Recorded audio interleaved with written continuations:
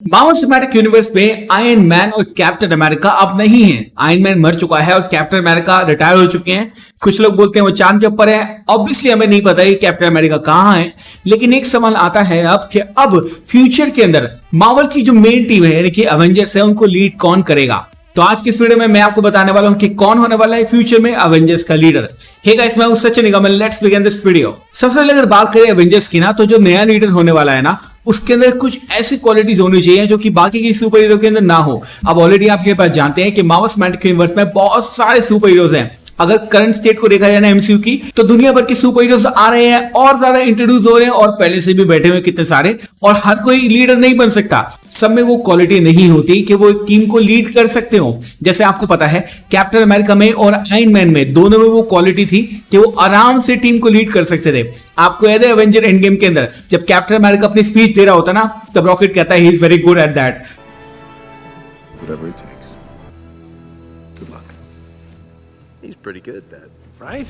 तो डेफिनेटली यहाँ पे इस चीज में पता चलती है कि एक लीडर हमें ऐसा चाहिए जिसके अंदर बहुत सारी क्वालिटी हो और एटलीस्ट वो आयरन मैन को या फिर कैप्टन अमेरिका को रिप्लेस करने लायक हो। तो पहला कैंडिडेट जो मेरे पास आता है जो कि फ्यूचर के अंदर एवेंजर्स को लीड कर सकता है, वो है सैम विल्सन का कैप्टन अमेरिका। अगर बात करें सैम विल्सन की ना, तो मैं ये कहना चाहता हूं कि captain America, original captain America यानी कि हमारे स्टीव रॉजर्स ने हमारे सैम विल्सन को चुना कैप्टन अमेरिका बनने के लिए। इसका मतलब है कहीं ना कहीं जो हमारा स्टीव रॉजर्स था ना, उसको लीडरशिप की जो क्वालिटीज थी ना, वो सैम विल्सन के अंदर दिखी थी।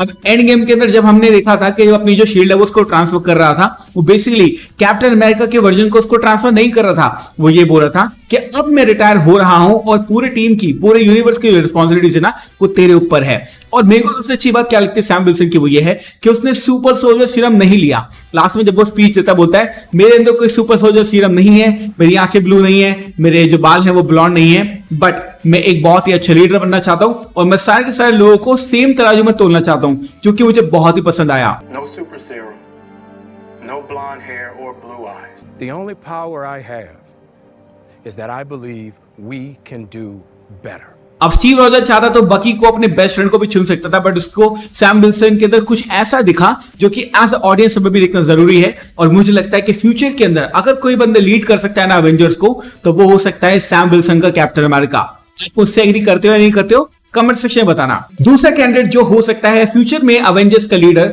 वो है हमारा डॉक्टर स्ट्रेंज।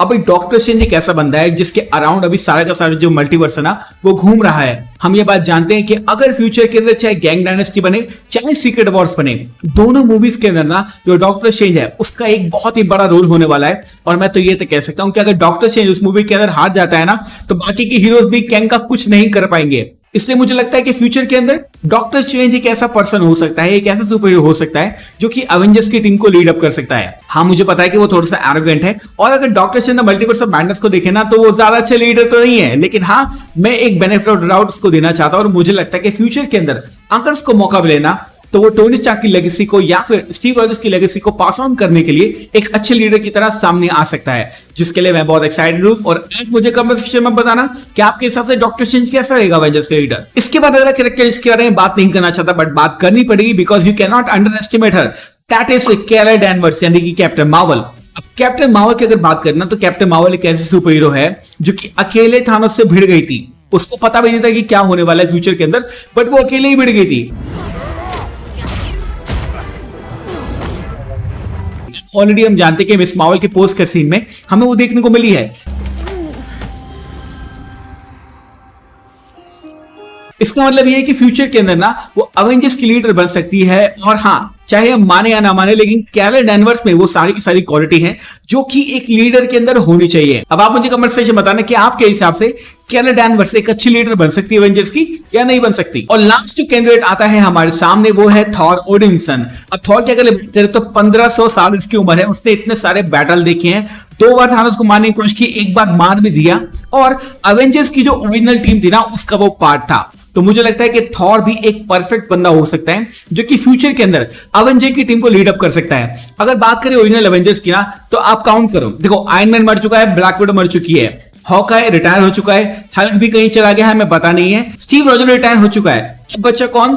थॉर। और थॉर एक ऐसा बंदा है जिसके पास काउंटलेस बैटल्स का एक्सपीरियंस है और मुझे लगता है फ्यूचर के अंदर अगर थॉर को आप लीडर बनाते हो ना एवेंजर्स का, तो ये बहुत ही बढ़िया बात होगी। और फ्यूचर में जितनी भी कहानियां होंगी, चाहे थॉर को खुद की स्टोरी ना दूं, लेकिन एवेंजर्स कैंग डायनेस्टी और एवेंजर्स सीक्रेट वॉर्स में थॉर को एक सेंट्रल रोल देना बहुत ही ज्यादा जरूरी है। और मुझे लगता है कि फ्यूचर के अंदर अगर किसी बंदे को लीडर बनाना है ना, तो आप थॉर को बना सकते हैं। तो मैंने आपको बताया 4 ऐसे बंदे जो कि फ्यूचर के अंदर एवेंजर्स के लीडर हो सकते हैं। पहला Doctor Strange, then Captain Marvel, हमारा सैम विल्सन कैप्टन अमेरिका और थॉर। अब आप मुझे कमेंट सेक्शन में जरूर बताना कि आपके हिसाब से इन 4 में से कौन बंदा अच्छे तरीके से लीडर प्ले कर सकता है। और अगर आपको लगता है कि आप कोई और कैंडिडेट सजेस्ट करना चाहते हैं तो कमेंट सेक्शन में जरूर बताना। तो thank you so much for watching this video guys. मैं हूं सचिन निगम, मिलूंगा आपसे अगली वीडियो के अंदर। Bye guys, take care, love you all and have a great amazing day.